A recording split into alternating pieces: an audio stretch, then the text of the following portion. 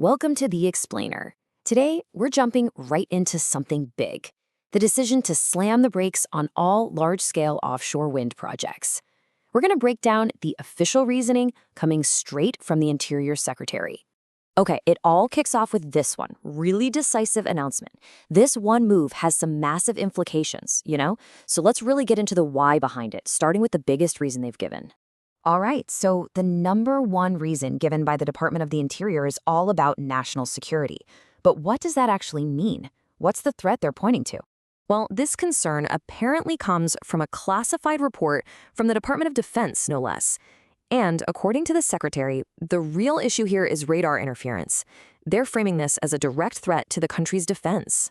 And the Secretary, he connects this directly to what modern warfare actually looks like today. His whole argument is that the way these massive wind farms work could create a huge vulnerability, especially when you're talking about defending against drone attacks. So to really get your head around this argument, you first have to appreciate the just mind-blowing scale we're dealing with here. I mean, these are not your grandma's windmills.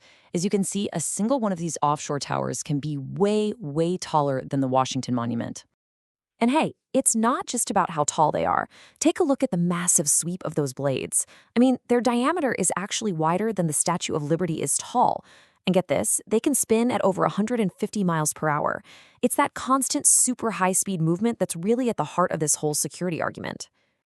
Okay, so here's the exact scenario the administration is laying out.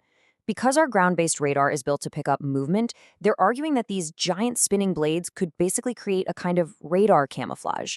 The fear is that an enemy could fly a whole swarm of drones right through one of these wind farms, and our defenses would be blind to it, especially along the really populated East Coast.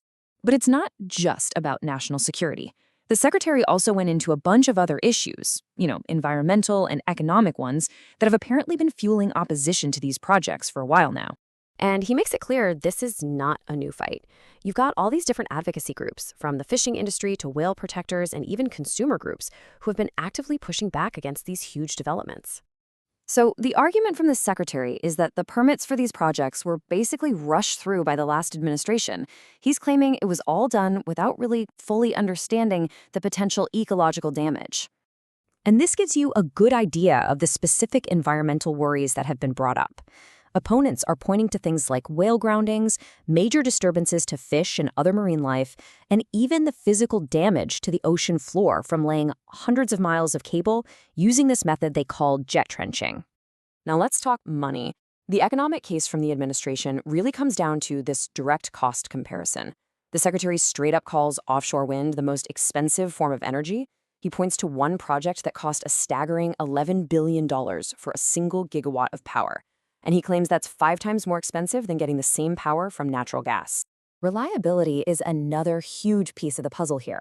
The claim is that wind power is just not consistent. The source says that during those peak demand times, we're talking the absolute coldest and hottest days on the East Coast, wind was supplying as little as 2% of the grid's power, which means you still need a full backup system ready to go. And one last point here, the Secretary brought up the issue of foreign dependency. He pointed out that the main companies actually building these massive projects are based overseas, in Spain and Denmark specifically. And he frames that as a matter of national economic interest. Okay, so if the wind projects are on hold, what's the alternative? Well, the administration has a very clear answer for how to meet the region's energy needs. The whole alternative strategy is to pivot to good old domestic natural gas. The plan is to pipe resources from nearby Pennsylvania to generate what the administration is calling affordable and reliable baseload electricity for New England. And of course, the idea is that this supports American energy production. And just to really hammer home the scale of this alternative, the administration is claiming this natural gas plan could generate 5 to 10 times more power than all 5 of the proposed offshore wind projects combined. All right, so we've got the projects halted, we've got an alternative on the table, so what happens now? What's the immediate future look like? Well, the administration has laid out a really clear short-term timeline. We're looking at a 90-day pause, and during that time, they say they're willing to work with the developers to see if these national security risks can be fixed somehow. But, and this is a really important detail, the Secretary was very clear that while they're open to talking, they don't actually have a solution for the radar interference problem right now.